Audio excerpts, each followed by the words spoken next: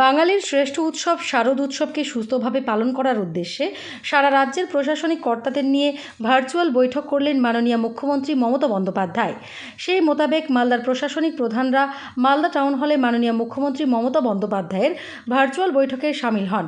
বৈঠকে উপস্থিত ছিলেন জেলাশাসক নিতিন সিংহানিয়া, পুলিশ সুপার প্রদীপ কুমার যাদব, অতিরিক্ত জেলাশাসক পীযূষ সালুঙ্খে, জামেল ফাতেমা জেবা, ইংরেজবাজার পৌরসভার চেয়ারম্যান কৃষ্ণেন্দু নারায়ণ চৌধুরী সহ বিভিন্ন পূজা কমিটি ও সংস্থার কর্তৃপক্ষরা।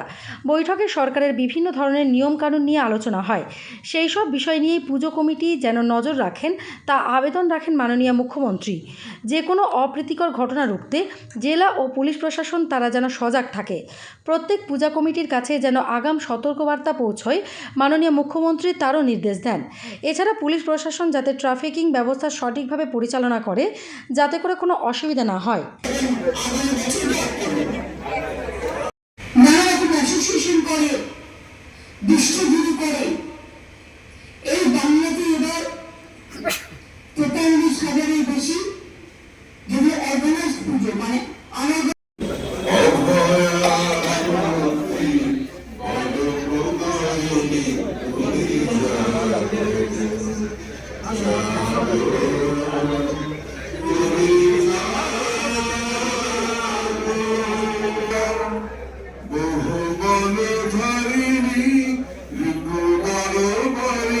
সেটা আমরা বিস্তারিতভাবে আমরা যেভাবে প্রত্যেক বছর আমরা আলোচনা করি, আপনাদের অভাব অভিযোগ এবং সাজেশনসগুলো আমরা শুনে আমাদের পুজোগুলোকে আরো ভালো করে সবাইকে কংগ্রাচুলেট করব যে লাস্ট ইয়ার আপনারা যেভাবে সাপোর্ট করেছেন আমাদেরকে, রেসপন্সিবিলিটি নিয়ে মাননীয় মুখ্যমন্ত্রী নির্দেশ দিয়েছিলেন, তারা কিন্তু পালন করেছেন সেই নির্দেশগুলোকে এবং আমাদের কিন্তু কোনো কঠোর কদম কারোর বিরুদ্ধে নিতে হয়নি।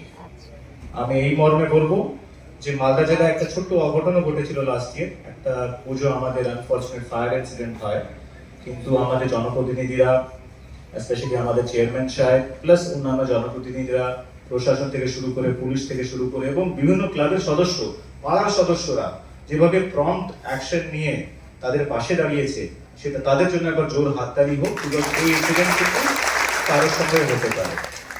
একটা রিকোয়েস্ট থাকবে আমার, মিটিং এর আগে যখন আমরা ফার্স্ট উইকে মিটিং করব, আপনারা নিশ্চয়ই অনেকগুলো থিমস ভেবেছেন, যেহেতু অনেকগুলো কম্পিটিশনস হয়, মানুষের অনেক আকাঙ্ক্ষা থাকে প্রত্যেক ক্লাব থেকে। আমি রিকোয়েস্ট জানাবো, এই যে ফায়ারের ইনসিডেন্ট হলো, মুখ্যমন্ত্রী আমাদের যে নির্দেশ দিয়েছেন যে ফায়ারের কথা কিন্তু খুব মাথায় রাখতে হবে। অনেক ক্ষেত্রে আমরা দেখি যে খড় বা এই ধরনের খুবই ফায়ার সেন্সিটিভ জিনিসগুলো আমরা ব্যবহার করি। এটা একটু কাইন্ডলি আপনারা নজর দেবেন, আগের থেকে পরিকল্পনা করুন যাতে এগুলো অ্যাভয়েড করা যায়, কোনো ফায়ার ইনসিডেন্ট না হয়। বিকজ লাস্ট ইয়ার অনেক পুজো আমরা স্পট ভিজিট করে ষষ্ঠী, সপ্তমী, অষ্টমীর দিন কিন্তু আমাদের সেই সময়ের জন্য ক্লোজ করতে হয়েছে, ভিড়কে সামলাতে হয়েছে, তাতে কিন্তু যাতে অঘটন না ঘটে। এটাই আমার রিকোয়েস্ট থাকবে, বিস্তারিতভাবে আমরা আলোচনা করব এবং এত কম সময়ের মধ্যে আপনারা সবাই এসছেন আজকে। প্রত্যেক পুজো কমিটির প্রত্যেক সদস্যকে আমার আন্তরিকভাবে ধন্যবাদ। Thank you.